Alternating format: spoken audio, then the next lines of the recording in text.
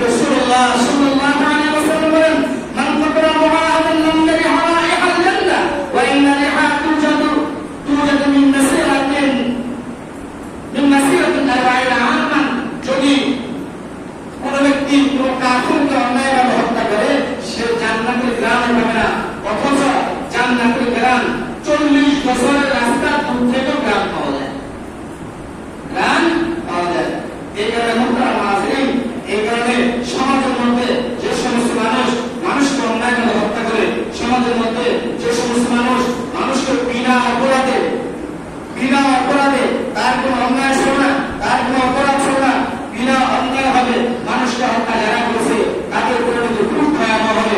যারা এই ধরনের কাজ করে, যারা এই ধরনের কাজ করে সমাজের মধ্যে যারা বিশৃঙ্খলা সৃষ্টি করে, সমাজের মধ্যে যারা টেন্ডারবাজি করে, সমাজের মধ্যে যারা চাঁদাবাজি করে, চাঁদাবাজিকে কেন্দ্র করে মানুষকে হত্যা করা, সম্পদ দখল করতে গিয়ে মানুষকে হত্যা করা, মানুষের জীবন বেড়ে দেওয়া এবং ছেলে মেয়ে ইত্যাদি পরিবার পরিজনকে এতিম বানানো, যারা এই ধরনের কাজ করে তারা কখনো মুমিন হতে পারে না, তারা কখনো মুসলমান হতে পারে না।